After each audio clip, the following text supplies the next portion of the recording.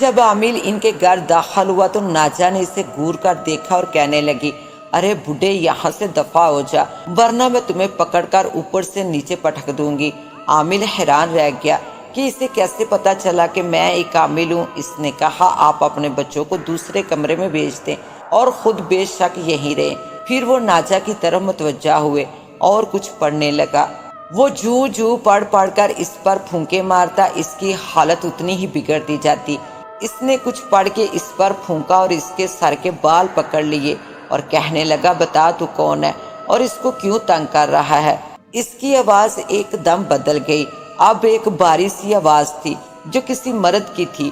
وہ مردانہ آواز میں کہنے لگی، میں اس کے نکاح میں ہوں، یہ میری بیوی ہے، سمجھا تو؟ چل اب اس کے بال چھوڑ ورنہ میں تیرا حشر کر دوں گا۔ عامل نے کہا، میں اس کے بال نہیں چھوڑوں گا، تو نکل اس کے جسم سے، تو ایک بے گناہ بچی کو تنگ کر رہا ہے، چل جلدی کر۔ وہ پڑھ پڑھ کر پھونکے مارنے لگا۔ جن کہنے لگا، اب تجھے میں بتاتا ہوں۔ پھر اس نے عامل کو پکڑ کر دور پھینک دیا اور وہ دور پڑا تڑپنے لگا، اور پھر جلدی سے اٹھا اور اس کے والدین کو کہنے لگا کہ میرا حال تو آپ نے دیکھ ہی لیا ہے، یہ جن بہت طاقتور ہے، میں اس کا مقابلہ نہیں کر سکتا، آپ کسی اور سے مدد لیں، یہ میرے بس کی بات نہیں ہے۔ یہ کہہ کر وہ عامل بھاگ گیا۔ اس کے ماں باپ سر پکڑ کر بیٹھ گئے۔ سارے محلے والے ان کے گھر افسوس کرنے آتے، کوئی کچھ کہتا تو کوئی کچھ، وہی بات کہ جتنے منہ اتنی باتیں تھی۔ پھر جب ناجا کے سسرال والے آئے، ان کو پتا تو چل گیا تھا کہ کیا ہوا ہے، تو انہوں نے کہا، ہمارے ادھر ایک بہت اچھا عامل ہے، لوگ دور دور سے اس کے پاس اپنی مرادیں پانے آتے ہیں، اس کو ہم دکھاتے ہیں، ہو سکتا ہے کہ وہاں ٹھیک ہو جائے، آپ فکر نہ کریں۔ وہ کہنے لگے، کسی طرح یہ اپنے سسرال چلی جائے۔ اس کی ماں نے کہا، میں اس کو منانے کی کوشش کرتی ہوں۔ وہ اس کو بہلا پسلا کر ادھر لے گئے۔ ابھی انہیں ایک گھنٹہ بھی نہ ہوا ہوگا کہ وہ وہاں سے بھاگ نکلی اور ہمارے گھر کے قریب ہی جو دربار ہے وہاں پر چلی گئی۔ اس کی ماں اور اس کے سسرال والے اس کے پیچھے پیچھے تھے۔ ماں پاگلوں کی طرح اسے آوازیں دیتی اس کے پیچھے بھاگی چلی آ رہی تھی۔ اس نے دربار میں داخل ہوتے ہی جہاں لوگ قرآن پڑھ رہے تھے ادھر چل دی اور قرآن مجید اٹھا کر پڑھنے لگی۔ نہ تو اس کے پاس دوپٹہ تھا اور نہ ہی اسے وضو کرنے کا ہوش تھا۔ قرآن مجید کو جلدی جلدی کھولا اور اس پر انگلیاں پھیرنے لگی، حالانکہ وہ قرآن پاک پڑھی ہوئی نہیں تھی۔ مزار پر آئے ہوئے لوگ اس کو حیرانگی سے دیکھ رہے تھے، لیکن اس کو کسی کی بھی فکر نہیں تھی۔ کپڑے اس نے وہی پہنے ہوئے تھے جو شادی والے دن پہنے تھے۔ اس کی ماں آئی اور روتے ہوئے کہنے لگی، پتر، قرآن تو پڑھی نہیں ہے، پھر کیوں قرآن بغیر وضو کے پکڑا ہوا ہے؟ چل شاباش، اس کو رکھ اور آ گھر چلیں۔ تو وہ بڑی معصومیت سے اپنی ماں کو کہنے لگی، اماں تھوڑا سا رہ گیا ہے، تو بیٹھ، پھر چلتے ہیں۔ ماں وہیں پر بیٹھی روتی رہی۔ وہ کیوں نہ روتی؟ جس کی جوان بیٹی پاگل ہو جائے تو اس کے لیے تو قیامت سے بڑھ کر اور کیا ہوگا۔ اس کے سسرال والے اب چاہتے تھے کہ وہ ٹھیک ہو جائے اور اسے واپس لے جائیں، لیکن وہ ادھر جانے کے لیے تیار نہ تھی۔ آخر ان کے لڑکے کی زندگی کا معاملہ تھا۔ جب انہوں نے دیکھا کہ اب یہ ٹھیک نہیں ہوگی تو انہوں نے ناجا کو طلاق بھیج دی۔ اس کے والدین کو اس بات کا بہت دکھ ہوا، کیونکہ ابھی تو ان کی اور بیٹیاں جوان گھر میں بیٹھی تھی، کیا بنے گا ان کا؟ اس کی ماں نماز پڑھ کر روتی دعا کرتی، پروردگار تو ہی کرم کرنے والا ہے، ہم تو تیرے گناہ گار بندے ہیں، تو ہم پر اپنا کرم فرما، میری دوسری بیٹیوں کا کیا بنے گا؟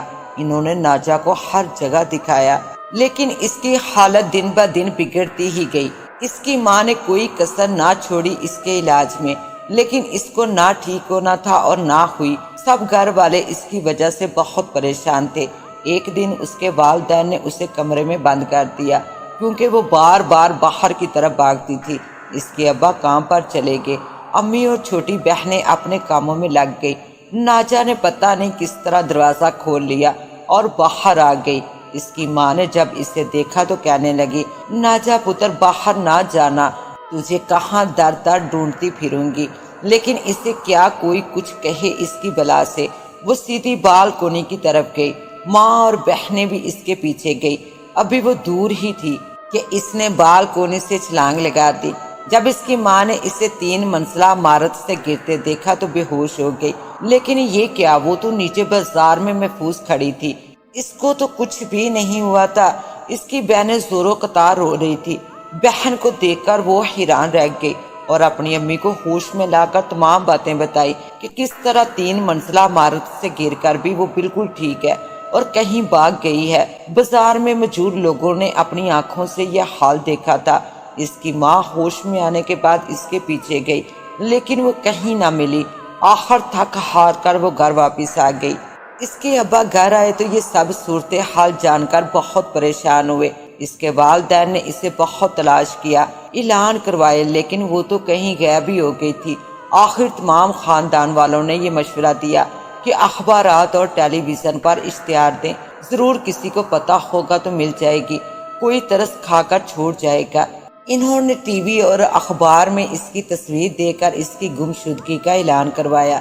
1.5 مہینے بعد ایک آدمی ناجا کو لے کر آ گیا۔ اس کے والدین اس کو دیکھ کر بہت خوش ہوئے اور اس آدمی کا شکریہ ادا کرنے لگے۔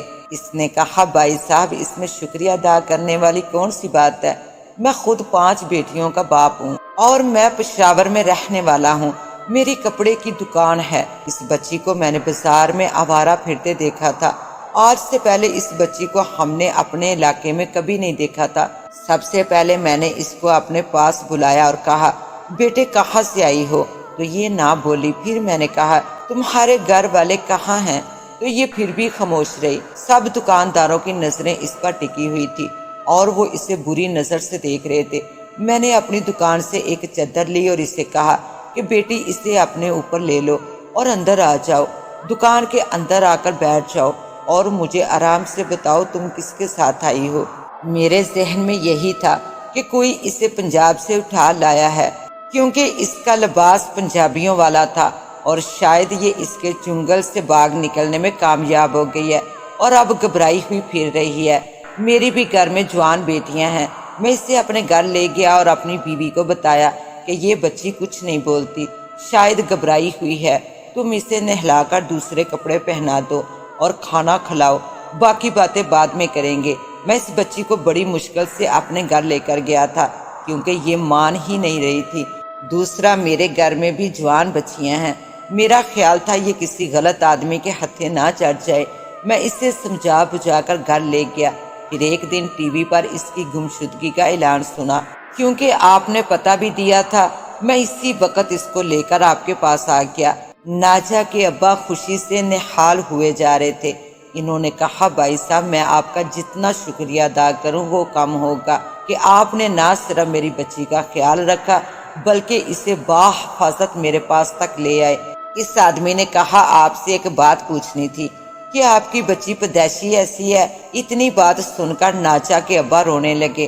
وہ آدمی گھبرا گیا اور کہنے لگا، بھائی صاحب کیا بات ہے، آپ اس طرح کیوں رونے لگ گئے ہیں؟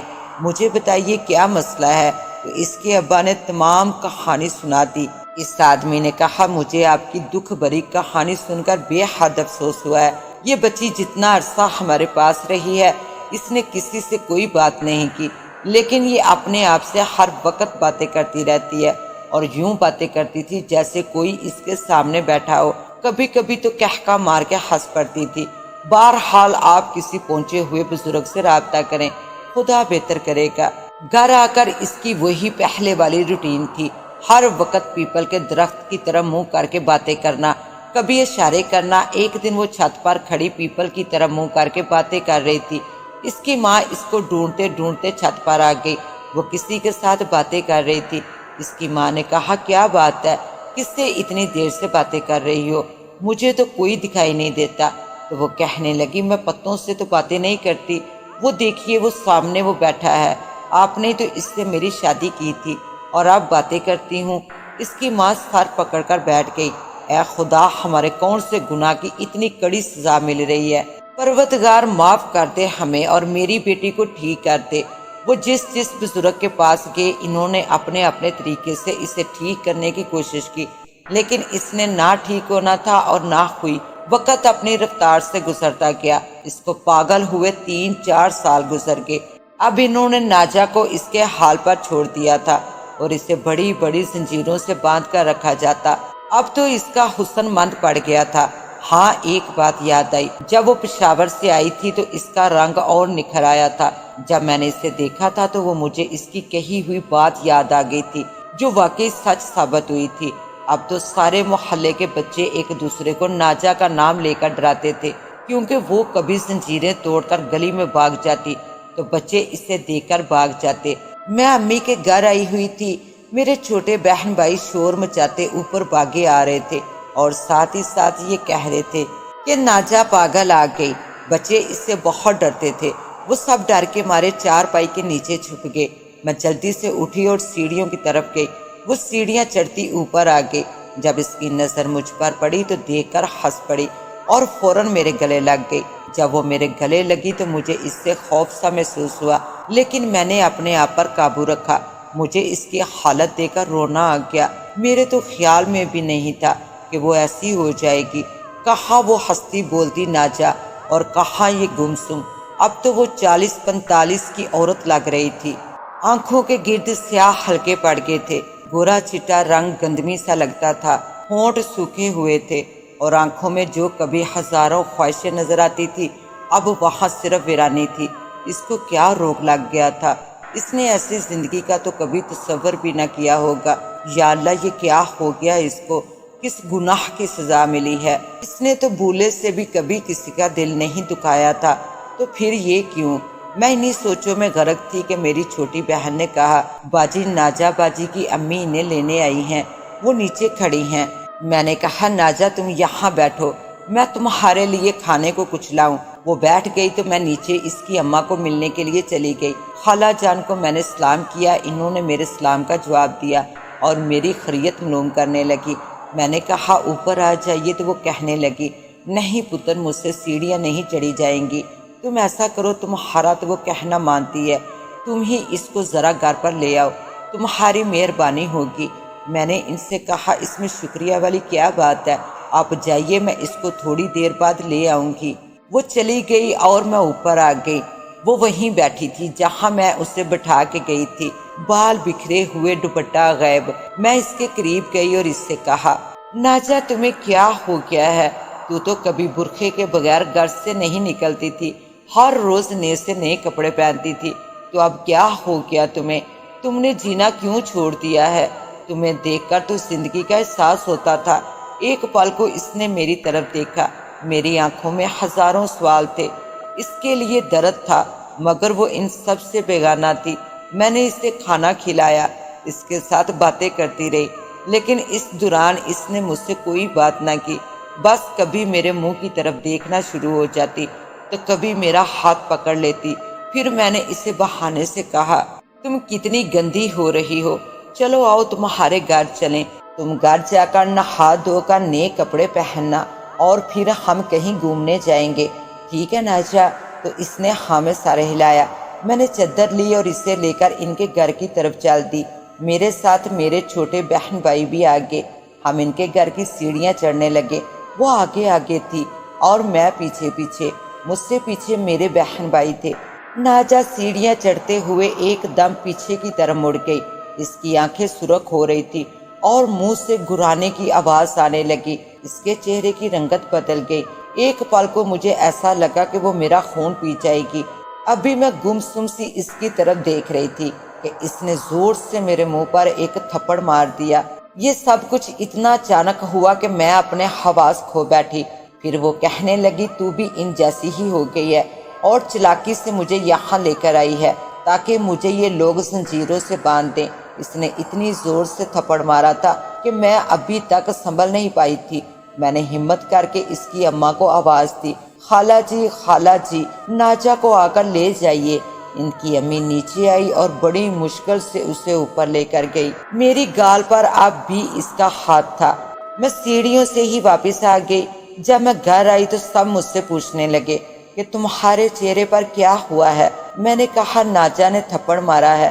جب میں نے آئینے میں اپنا چہرہ دیکھا تو میرے گال پر اس کی انگلیوں کے نشان لگے ہوئے تھے۔ خوف سے میں اب بھی تھر تھر کانپ رہی تھی۔ 3 دن تک میرے گال سے نشان نہ گیا، وقت سرکتا گیا۔